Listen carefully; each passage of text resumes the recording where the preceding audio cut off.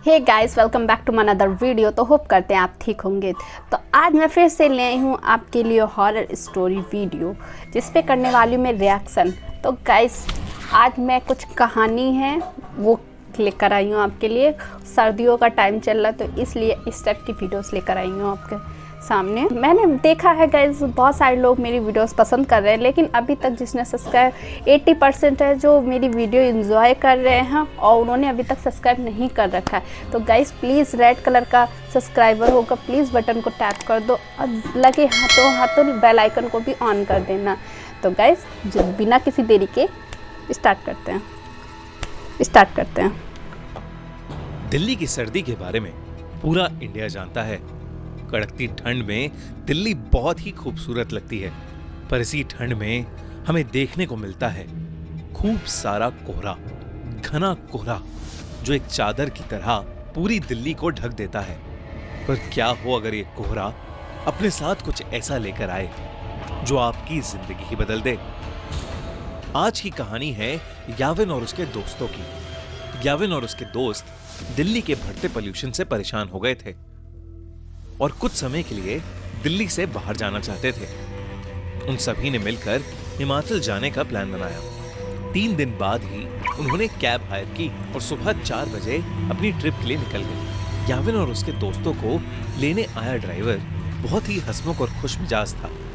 कुछ ही समय में उस ड्राइवर की दोस्ती सभी से हो गई थी। उन लोगों को घर से निकले हुए करीब 4 घंटे हो चुके थे। सुबह के 8 बज रहे थे। आसमान में अब भी अंधेरा छाया हुआ था। तभी गाड़ी में बैठे सभी लोगों जा रहे हैं गाइस। तभी मैं बोलती हूं 3 लोग कभी मत जाओ, 3 टिकट काम बिगाड़ा होता है। वो कोहरा इतना गहरा था कि उसके आगे रोड दिखाई ही नहीं दे रही थी। याविन ने नोटिस किया कि उनका ड्राइवर जो पहले बहुत मुस्कुरा रहा था, अब अचानक से बहुत सीरियस हो गया है। उसके चेहरे का ऐसा होता है, कोहरे में बहुत सारे एक्सीडेंट ऐसे होते हैं। ड्राइवर कोहरे में गाड़ी चलाने की वजह से, जो कि कोहरा इतना धुंध होता है तो कुछ दिखाई नहीं देता, इसी वजह से लोगों का एक्सीडेंट बहुत ज्यादा होते रहता है। भैया टेंशन मत लो, धीमी स्पीड पर गाड़ी कोहरे से निकाल लेना। तभी उस ड्राइवर ने याविन को देखा और सहमी हुई आवाज में कहा, मेरी आपसे विनती है, कोहरे से निकलते वक्त प्लीज गाड़ी की खिड़की बंद ही रखना, भूल कर भी मत खोलना। ड्राइवर इतना डरा हुआ था कि याविन और उसके दोस्तों की हंसी छूट गई। क्यों? इस पर उस ड्राइवर ने बताया, गाड़ी की खिड़की क्यों बंद रखना है? वहां कभी कोहरा नहीं आता और जब कभी ऐसा कोहरा आता है, ये लोग हंस भी रहे हैं उसकी बातों को लेकर। एक छलावा, एक झूठ, एक माया लेकर आता है। याविन और उसके दोस्तों को ड्राइवर की बात पर विश्वास नहीं हुआ। उन्होंने उसकी बात को अंधविश्वास बोलकर नकार दिया और देखते ही देखते उनकी गाड़ी कोहरे के अंदर चली गई। कोहरे की चादर कोई विश्वास नहीं करता काफी बड़ी थी। ड्राइवर धीरे धीरे गाड़ी आगे चला तो रहा था, पर किसी को आगे का कुछ भी नहीं दिख रहा था। अचानक ही गाड़ी में बैठी रिया को अजीब सी बेचैनी होने लगी। उसे बिल्कुल सांस ही नहीं आ रही थी। वो ड्राइवर की बात को भूल गई और उसने गाड़ी का शीशा खोल दिया और अपनी गर्दन गाड़ी के शीशे से थोड़ी बाहर निकाल ली। खिड़की खोलते ही रिया को वापस सांस आई, लेकिन वो कोहरा अब गाड़ी के अंदर आ चुका था। कुछ ही सेकंड्स बाद जैसे ही रिया ने गाड़ी के अंदर देखा तो उसके होश ही उड़ गए। गाड़ी रोड पर चल रही थी, पर उस गाड़ी के अंदर रिया के अलावा और कोई नहीं था। रिया की सांस गायब हो गए। याविन, रवि और ड्राइवर तीनों ही गाड़ी से गायब थे। गाड़ी चले गए, आगे चल रही थी।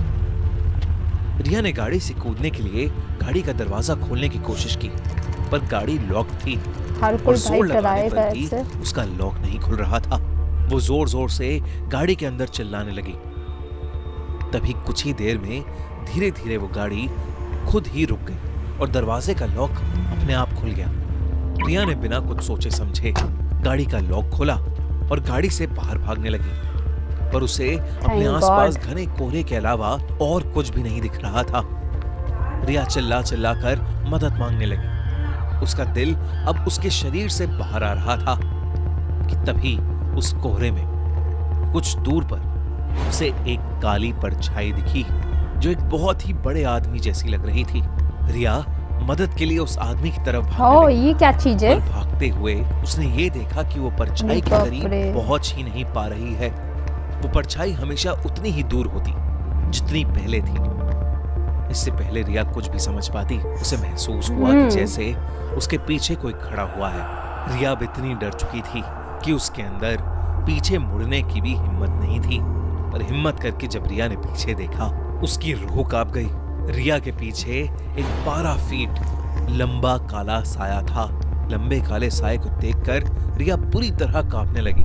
तभी अचानक रिया को पीछे से एक बहुत जोर का धक्का अरे लगा बाप रे। और वो नीचे गिर पड़ी। ग्याविन, रवि, वो ड्राइवर और रिया अब भी गाड़ी में थे। रिया ने जैसी वो खिड़की खोली थी, वो बेहोश हो गई थी। उस ड्राइवर ने उसके बेहोश होते ही रवि को जल्दी से वो खिड़की बंद करने को कहा। ग्याविन और रवि रिया की हालत देखकर उसे जगाने की कोशिश कर रहे थे और ड्राइवर बस बार बार एक ही चीज बोले जा रहा था, गाड़ी की खिड़की नहीं खोलनी चाहिए थी, नहीं खोलनी चाहिए थी गाड़ी की खिड़की। ग्याविन को अब ड्राइवर पर गुस्सा आने लगा था। उसे लग रहा था कि वो ड्राइवर एक मेडिकल यानी कि इमरजेंसी वो पर सब वहम की पट्टी चढ़ा बेहोशी रहा की है। हालत में ये सब चीजें देख याविन रही बस है। वहां से निकलकर रिया को हॉस्पिटल ले जाना चाहता था। हिप्नोटाइज हो गई हो, ऐसा याविन ने लगा। ड्राइवर को गाड़ी तेज चलाने के लिए कहा।